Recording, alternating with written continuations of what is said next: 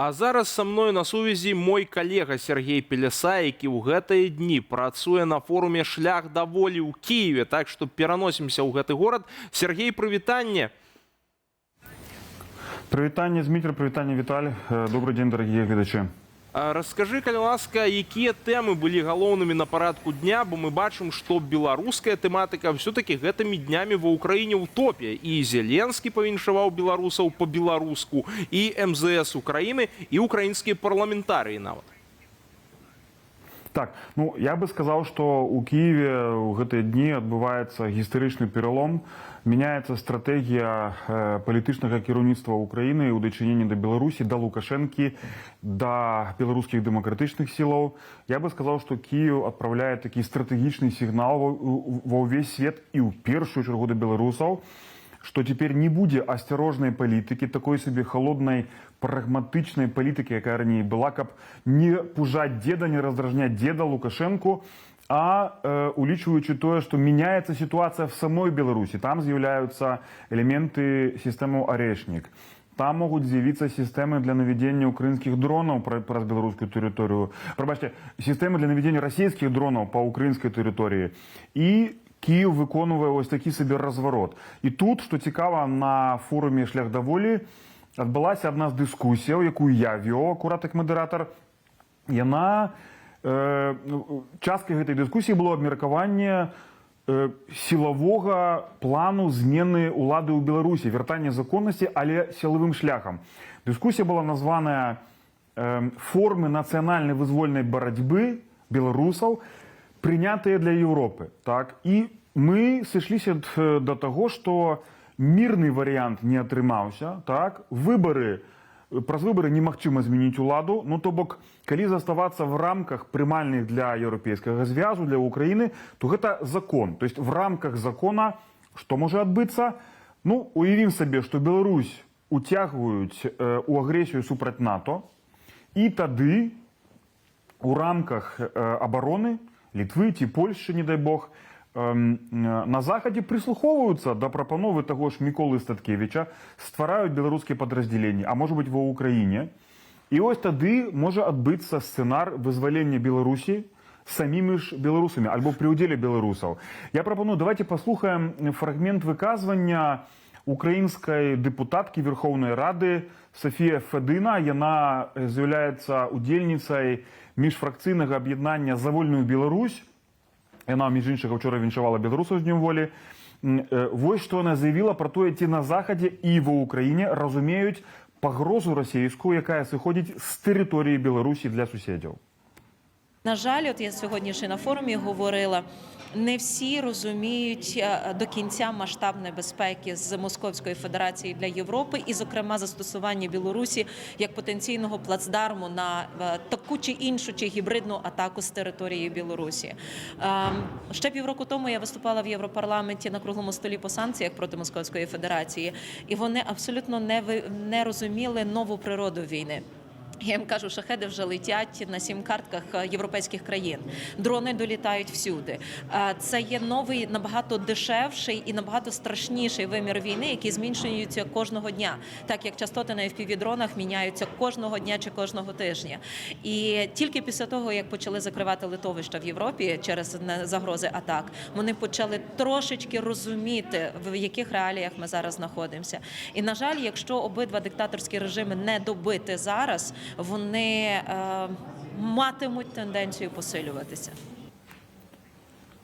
Ну, ось, Зміцер, бачиш, калі абодва диктаторські режими недобитые, каже депутатка Верховної Ради, ну то ми маємо проблему, так? І ось на досить серйозному узроўні був дискусії в гэтай, акурат, яку я вёў, про визвольний, національний визвольний рух у Білорусі. Удзельнічаў, напрыклад, вядомы дэпутат Верхоўнай Рады Олег Дунда. Ён акурат належыць да кіруючай партыі. У самім форуме «Шлях да волі» удзельнічалі трое дэпутатаў. Софія Федына, якой каментар мы толькі што пачулі, Олег Дунда з «Слугі народу», таксама Вадим Галайчук, які таксама належыць да «Слугі народу», і быў прадстаўнік таксама Міністэрства замежных спраў Украіны. І прадстаўнік украінскага МЗС заявіў пра тое, што цягам бліжэйшых 2 месяцаў будзе вызначаны спецыяльны прадстаўнік Украіны па Беларусі. Што цікава, у форуме ўдзельнічаў таксама былы спецыяльны прадстаўнік Украіны па Беларусі і амбасадар Украіны ў Беларусі Ігор Кізім. І вось амбасадар Кізім, ён даволі так смела, адкрыта казаў, ну, ён фактычна ўжо на пенсіі знаходзіцца, ён казаў пра тое, што Украіне патрэбная новая стратэгія ў дачыненні да Беларусі, улічваючы вось гэты пералом, разварот, да? І што гэтыя справы все трэба прыспешыць, так? То бок прыспешыць працу Украіны на беларускім накірунку. Мы ведаем, што чакаецца візіт Светланы Ціхановскай, мы ведаем, што адкрыецца прадстаўніцтва дэмакратычных сілаў ва ўкраіне. Адбыўся вось гэты форум і, канешне, всем беларусам было прыемна прачытаць твіт ці публікацыю прэзідэнта Украіны Зеленскага, які ўпершыню ў гісторыі павіншаваў беларусаў па-беларуску і тое яшчэ з днём волі.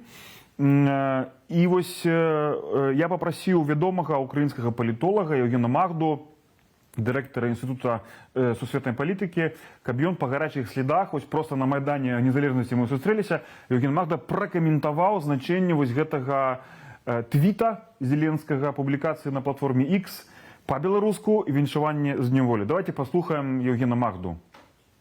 Та зустріч в січні, яка була, власне, в Вільнюсі, вона змінила вектор. Тобто це показовий жест і показове привітання всім, хто вважає біло-червоно-білий прапор і герб погоня, вважає своїми державними символами. Тобто це ж не тільки до білорусів, які виїхали за кордон, але й до тих, хто залишається в Білорусі, адже не всі учасники протестів залишили межі країни. Тобто це, політика взагалі складається з символів. І це одна з віх зміни в політиці України щодо Білорусі. Зміцер, вось бачыш, даволі шмат падзеяў адбываецца ў Кіеве, гэта все на фоне регулярных паветраных трывогаў, атакаў. На шчасце, украінцы досыць добра зарганізавалі супрацьпаветраную абарону, і да цэнтра Кіева ці ввогуле да Кіева апошнімі днямі фактычна расійскія дроны, ракеты не далеталі, але тым не менш, вось акурат форум адбыўся ў ценю бадай большай рэкорднай атакі паветранай расійскай па тэрыторыі Украіны. Украіна, канешне, таксама не спала. Украінцы ударылі па Петербургу, ударылі па порце Усть-Луга, які таксама рэжым Лукашэнкі вымушаны выкарыстоўваць для свайго транзіта. Так што я лічу, што тут вось гэтыя все падзеі разам, і форум «Шлях да волі» з прадстаўніком МЗС, з дэпутатамі украінскімі, фактычна адкрытая дыскусія пра магчымасць законнага, але сілавога сцэнару змены ўлады ў Беларусі і вяртання законнай улады абмяркоўвалася ў Кіеве. Публікацыя Зеленскага па-беларуску, гэта дае надзею на тое, што гэта сур'ёзная змена і фактычна пералом у палітыцы кіраўніцтва Украіны. Зміцер? Дякую, великий Сергей. У меня только вот еще одно маленькое удокладнение. У нас есть еще литерально там 30 секунд, мы можем обмерковать. Скажи, ласка, калі коротко, які сценары увогуле разглядаюцца зараз вот так само на форуме украінскім бокам па далейшай эскалацыі расійскай агрэсіі? Ці гучала штосьці канкрэтнае менавіта ў гэтым дачыненні? Калі вельмі каротка адказаць, то бачна, што Беларусь паволі уцягваюць все больш у расійскую сферу ваенных інтарэсаў, так, все больш інфраструктуры расійскай на тэрыторыі Беларусі. Украінцы гэта заўважаюць, і з гэтым звязана, гэта галоўная прычына, чаму мяняецца палітыка Украіны. Гэта тое, што небяспека з тэрыторыі Беларусі для Украіны, але і для суседзяў, па заходніх суседзяў, яна расце, хаця і паступова.